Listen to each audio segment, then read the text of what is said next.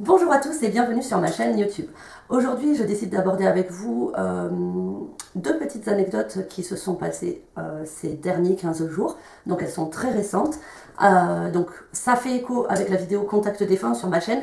En fait là, je vais vous montrer un exemple d'un contact défunt spontané et d'un contact défunt sollicité.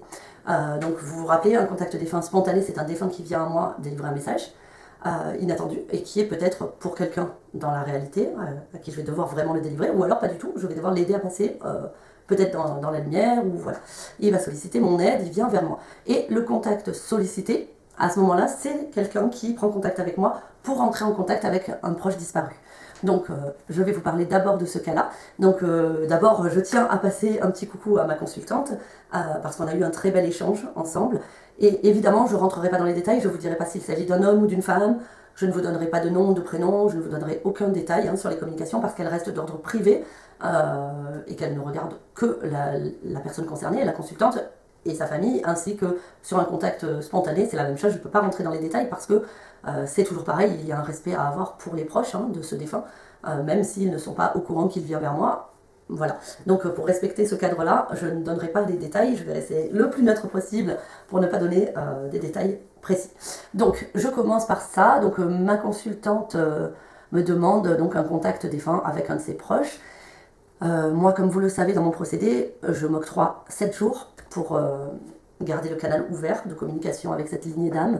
Et à ce moment-là, ce qui se passe, c'est qu'il ne se passe quasiment rien. Donc pendant 5 jours, il ne se passe pas grand-chose. J'ai eu des clairaudiences qui n'avaient aucun rapport avec cette dame. C'est à ce moment-là que c'est ma période de tri, comme je vous explique dans la vidéo Contact défunt.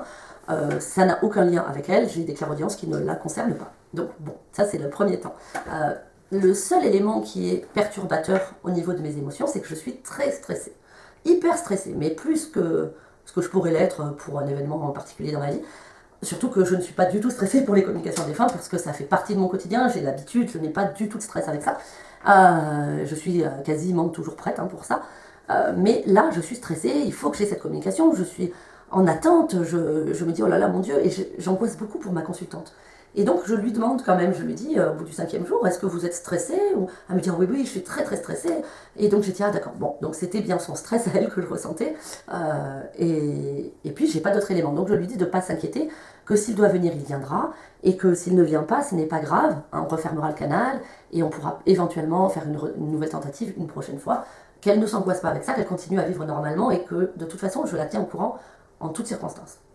Et donc le 6e jour, je me lève le matin, et donc moi tous les matins j'ai un traitement médicamenteux à prendre. Alors je vous rassure tout de suite, ce n'est pas pour de la folie, parce que on pourrait le croire bien sûr, pas du tout, c'est un traitement pour de l'asthme et des allergies. Donc voilà, c'est mon traitement de fond, donc le matin je prends mon traitement, et là je m'étouffe avec le médicament. Donc bon, pour ceux qui me connaissent, ils vont sûrement rire parce qu'ils savent que c'est totalement moi. Alors là, je suis une vraie catastrophe ambulante, je marche dans la rue, même sans obstacle, je tombe par terre, je suis comme ça, donc on rit beaucoup, beaucoup de moi sur ces choses-là. Et du coup, là, je m'étouffe avec le médicament, donc je suis vraiment pas bien, c'est l'horreur, c'est la panique, etc. Et quand je me remets de mes émotions, que ça y est, tout va bien, c'est passé, je me dis waouh, la journée commence bien.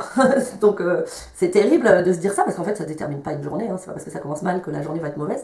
Mais j'ai quand même ce truc là dans la tête et bon, ma journée se déroule normalement, il se passe rien en lien avec ce défunt, à part l'après-midi où là je ressens une douleur thoracique et là je me dis bon, c'est pas ça vient pas de moi parce que vu que je suis une grosse asthmatique, je peux avoir très souvent des bronchites, etc. Au moment de la communication, je n'en ai pas. Je vais très bien, j'ai pas de soucis.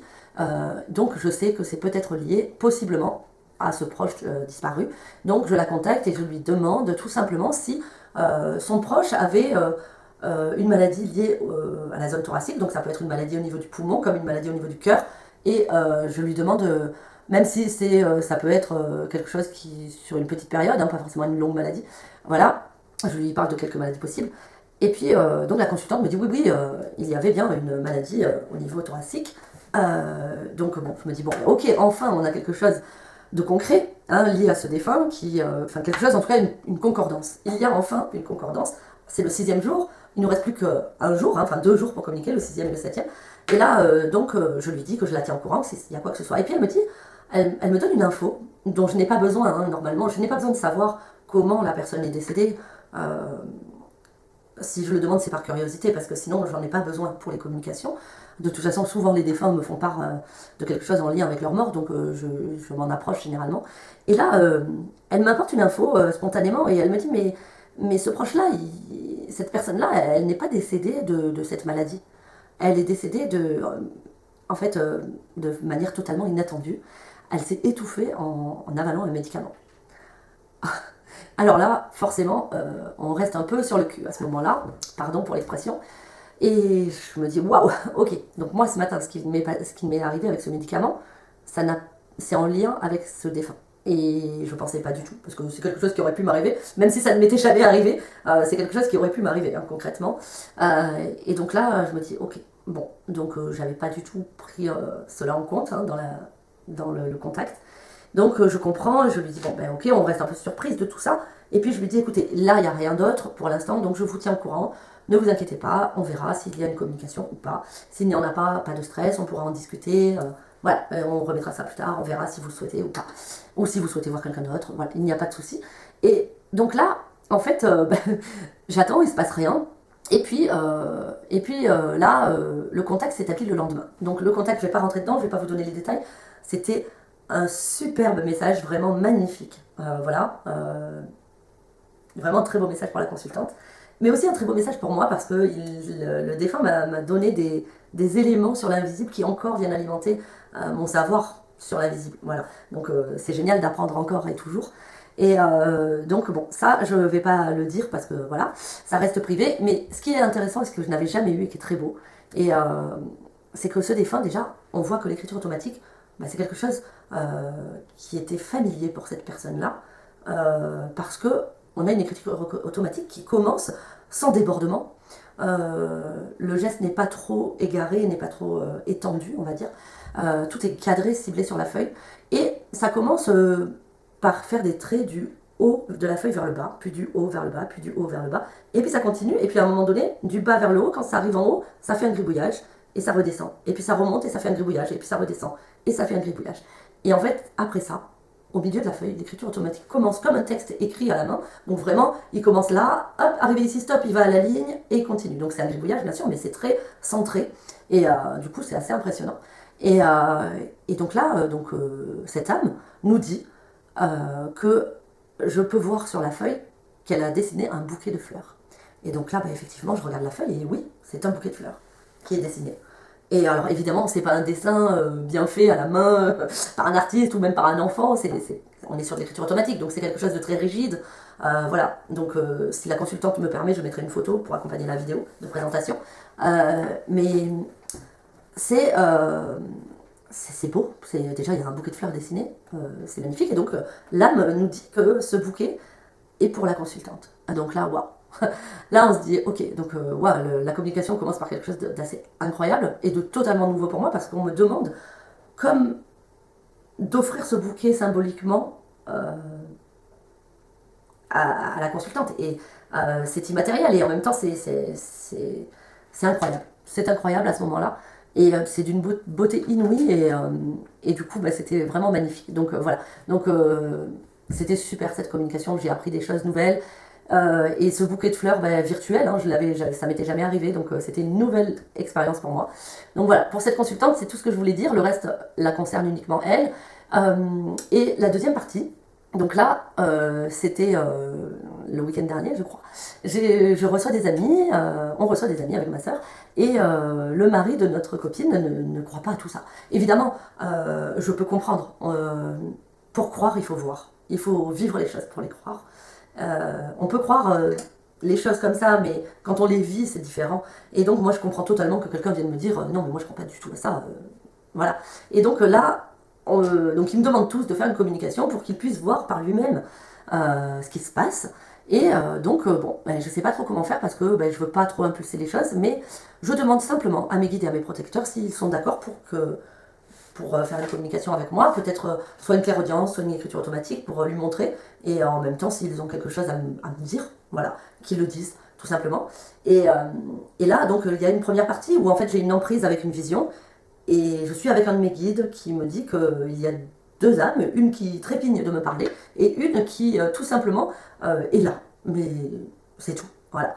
Donc je dis très bien, tu vois, donc je leur explique ce qui s'est passé. Donc bon là, évidemment que notre amie se dit bon mais qu'est-ce qu'elle invente hein, forcément, mais je le comprends tellement que ça me fait sourire bien sûr.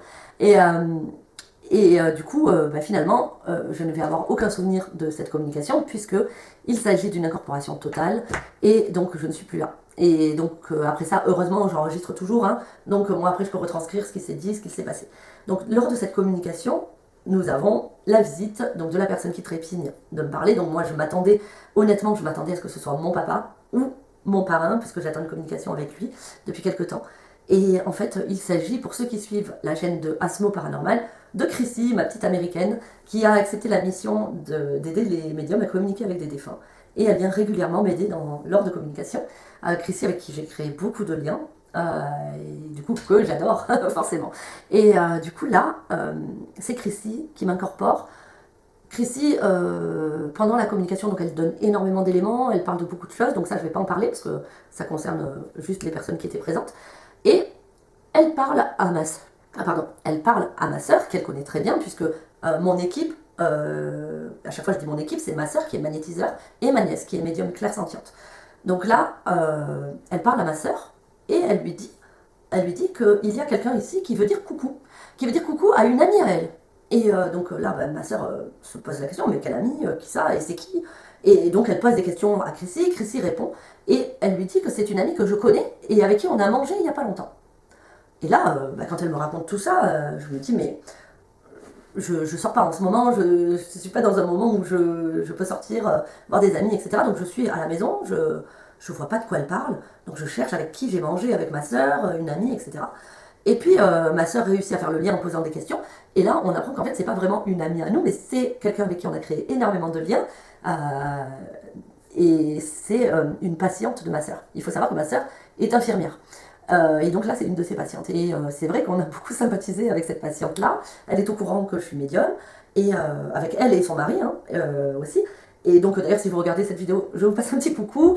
Je vous embrasse. Et du coup, là, donc Karine ma soeur, essaye de savoir quel est le message. Donc là, Chrissy leur sort un mot qui ne veut rien dire, qui n'a aucun sens pour nous. En tout cas, comme ça, sorti dans la langue française, ça ne veut rien dire en tout cas. Donc ils mettent du temps à comprendre, hein, parce qu'ils sont assez nombreux pendant la com à table, les amis et puis ma famille. Et du coup, ils comprennent pas ce mot. Et en fait, Chrissy explique que ce mot, c'est une personne. C'est une personne qui veut dire coucou à cette patiente. Donc moi quand on m'explique tout ça et puis que j'écoute l'enregistrement, je dis à ma soeur que oui, il faut qu'elle le dise hein, à cette patiente-là et qu'elle lui dise. Et puis soit ça lui parle, soit ça ne lui parle pas. Si ça ne lui parle pas, tant pis, c'est pas grave en fait. Donc ma soeur, le lendemain, va administrer le traitement à cette patiente. Donc elle y va le matin. Et donc elle lui parle et elle lui dit, est-ce que, on va dire un mot qu'on va inventer parce que je ne veux pas donner le mot réel, hein, par respect pour la famille de ce défunt. Donc on va inventer un mot, on va dire chamallow, chamallow. Et donc apparemment ils me disent tous que j'ai baissé la tête et que j'ai dit chamallow avec insistance et dit coucou à cette patiente. Et donc ma soeur dit est-ce que chamallow ça te dit quelque chose et la patiente elle vient de se réveiller, elle est un peu dans les nuages quoi. Et puis elle lui dit non quoi. Et elle lui dit mais attends tu me parles de quelqu'un qui est vivant ou de quelqu'un qui est mort? Et donc là ma soeur lui dit non je te parle de quelqu'un qui est mort. Et donc là, il y a de l'émotion qui rentre en jeu. Je ne suis pas là, hein, c'est ce qu'on m'a rapporté. Et donc cette patiente reconnaît totalement ce fameux chamallow et dit que c'est un ami à elle. Voilà, c'est un ami à elle. Donc là, c'est un peu le malaise et en même temps ma soeur est dans l'empathie et essaye de l'accompagner au mieux. Et là, elle lui dit ce chamallow te dit coucou. donc voilà, et en même temps c'est beaucoup de joie. C'est un message qui est beau parce que ce coucou, il veut dire je vais bien, regarde, je vais bien, salut, je suis là, je vais bien. Et c'est magnifique. Donc voilà. Et là, ce qui se passe, c'est que donc la patiente explique que chamallow, c'est quelqu'un qui était serveur dans un bar-restaurant. Et un soir, il avait un événement fêté avec des amis. Et du coup, il a demandé sa soirée à son patron. Donc son patron lui accorde la soirée. Il se rend à la soirée. Je rentre pas dans les détails parce que voilà, ça reste de l'ordre privé quand même si je pense que vous allez un peu halluciner parce que moi j'ai halluciné.